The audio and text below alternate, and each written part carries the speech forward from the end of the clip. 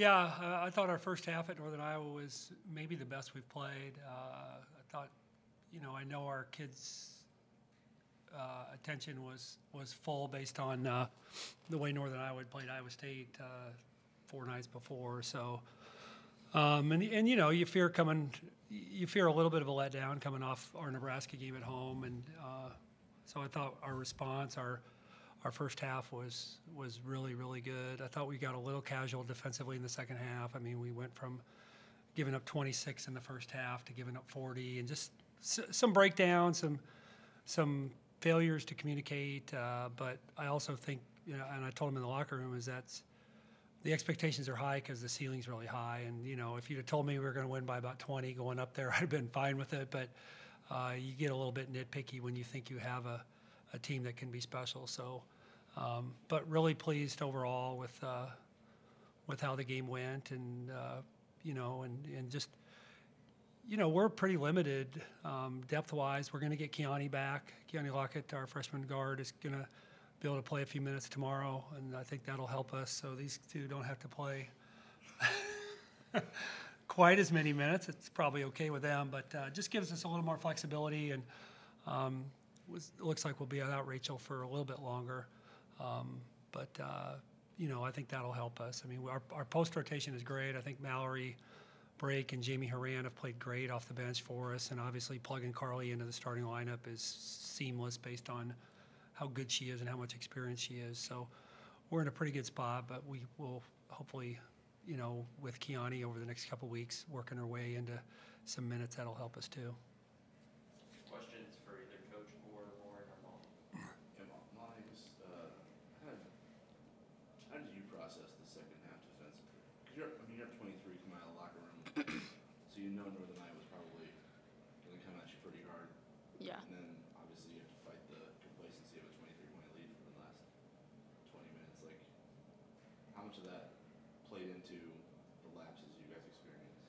I think we came out with the same mindset of how we were playing defense in the first half, but they were really attacking downhill on us, and I think we didn't adjust as soon as we wanted to. And they're a really good team, so it's a really good win for us. But at the same time, we just need to take that next step to be able to play the same defense that we did in the first half.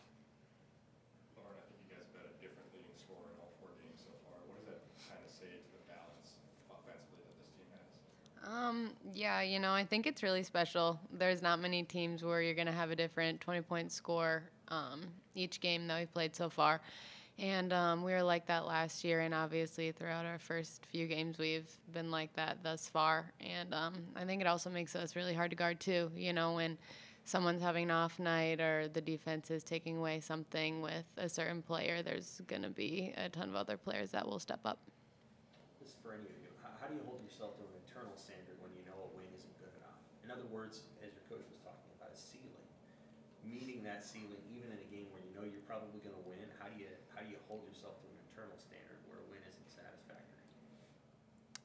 I think we're just all really competitive people, and I think we all have really high expectations and standards for ourselves. So when you go into a game like that, I think we do have high expectations to do what we do best. And just as a team, just knowing how good we can be and how good we are right now, I think there's just a level that we can reach with that.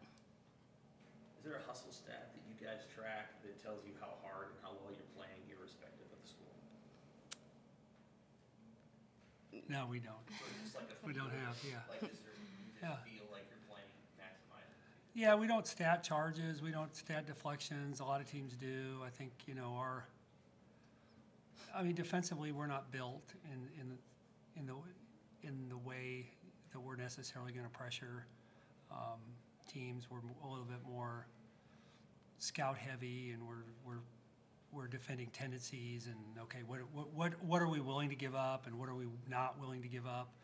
And so ours would be more of a game-to-game thing. So certainly offensive rebounds, offensive rebounding percentage and defensive rebounding percentage are things that we're aware of, and that we make our players, we have goals there. But in terms of that, it just depends, because if you're playing a team that's quicker than you, you're not necessarily going to want a lot of deflections because we're gonna pack it in a little bit more if we're playing a team that we feel like we can pressure, and we're gonna play that way because we're not built really to be able to do that, defend some of those defensive things game by game by game. You guys have played against her, all summer and fall.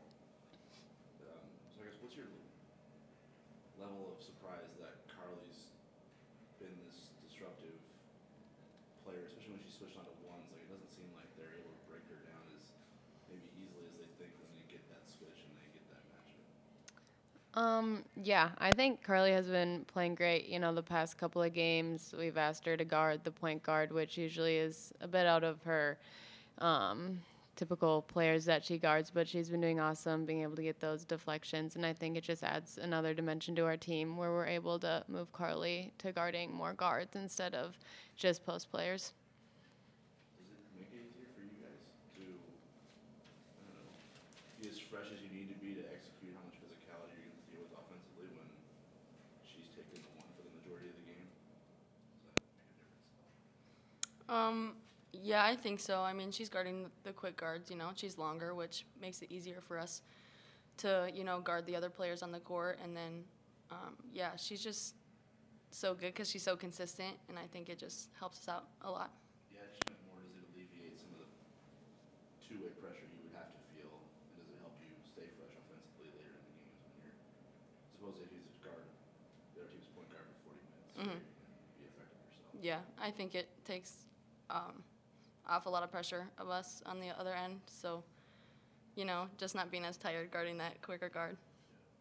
The team is up to 16th in the polls, the highest in program history. Is it kind of nice to get that outside recognition of the success the team and the program has been having?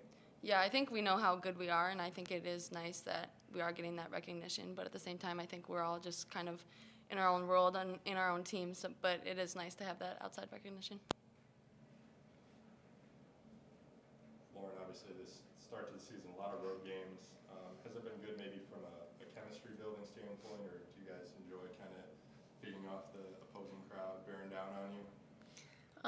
Yeah, I actually like road games. I love playing at home also, but there's also just something about road games. It's different, and so it's really fun. But yeah, we had a big crowd at SDSU, a pretty good crowd at South Dakota State, and it's always fun to play in front of big crowds, and it's great to see. We obviously had to sell out at home, and so it's been a fun start to the season so far.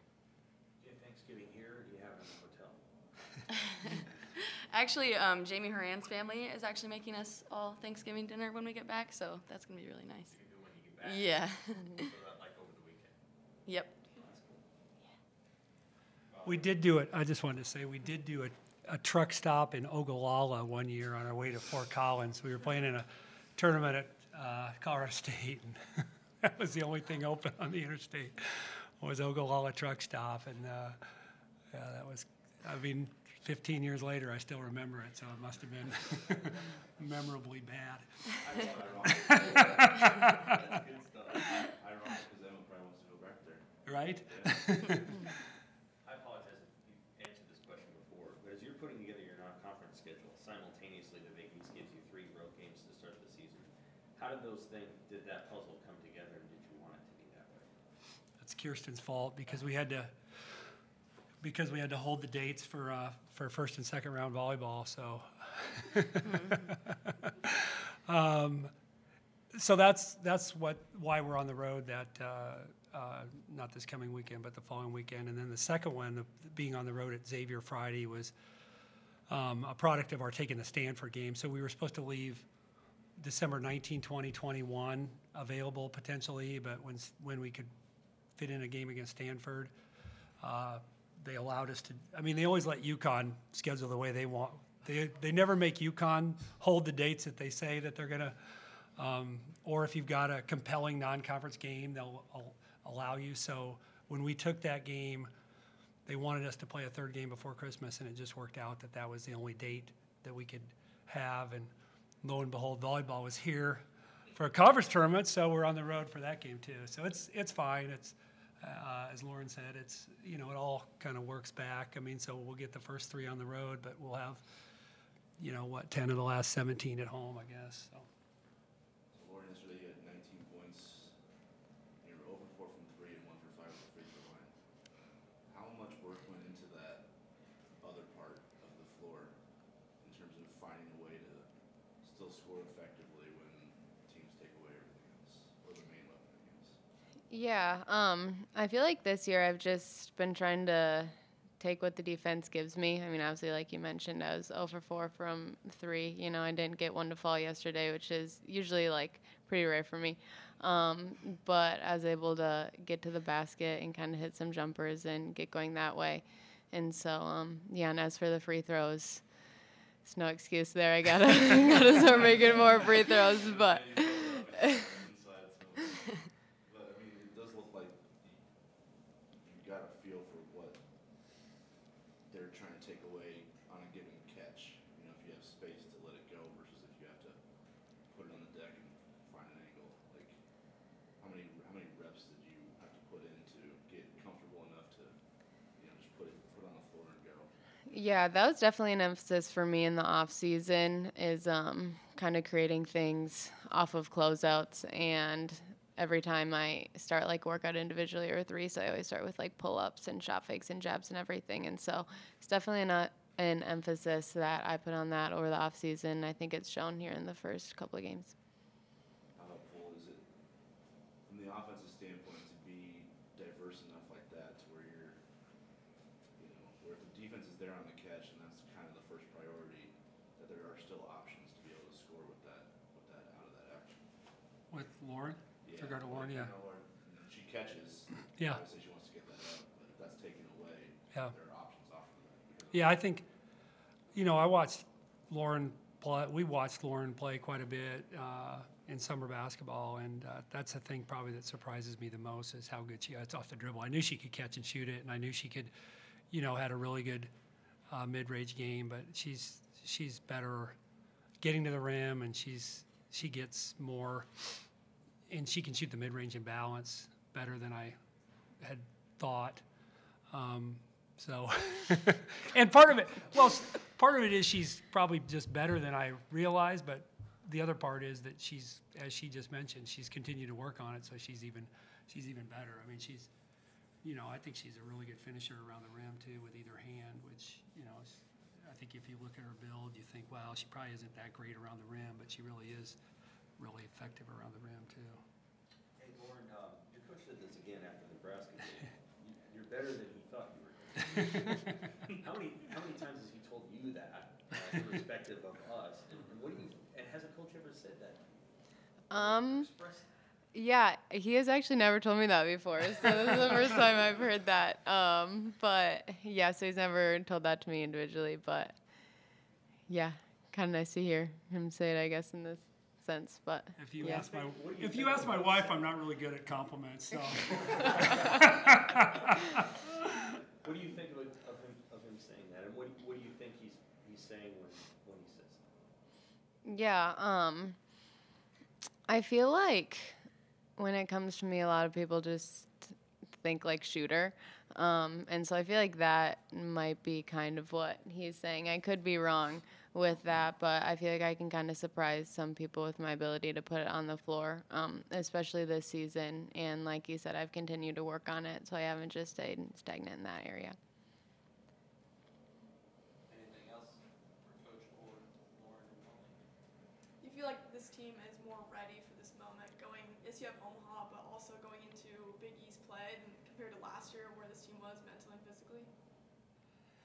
Well, for sure mentally, I'd like us to be healthier with with regard to numbers, because I just think we're in a precarious position you go into every game thinking, okay, these two in particular can't get in foul trouble, and again, Kiani will alleviate some of that, but whereas we got more depth in the post, but in terms of mentally, yeah, I think this team is, they've proven what they can do. I think their own expectations are high. They kind of know what they're shooting at versus, well, we could be good. I think these guys now, they know we can be good, and I think you know, they need to occasionally be reminded of some things, that's part of any team. But I really feel like they are, you know, mentally quite a bit ahead of where we were last year. And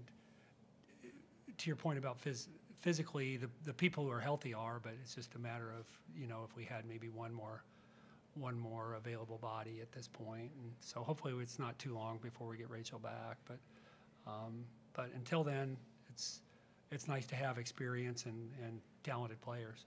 What is the outlook on Rachel?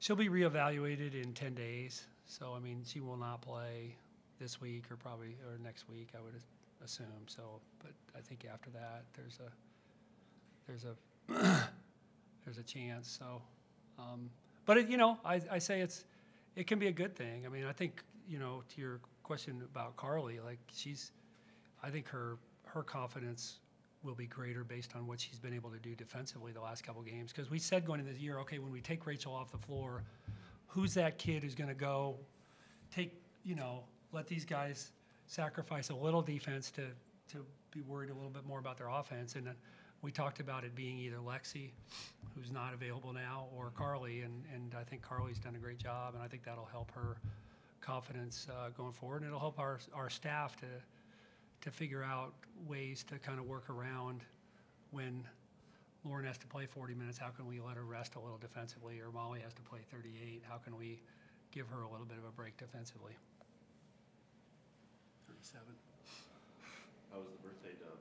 All the Yeah, that's all I wanted for my birthday was a dub, so we got it. really good contingent there. Was that cool to see for you? Like, how many people showed up and Yeah, it was really sang fun. happy birthday and all that? Yeah, it was really fun. Even the girls, when we were going through the line, you and I was like, oh, happy birthday, happy birthday. I was like, oh.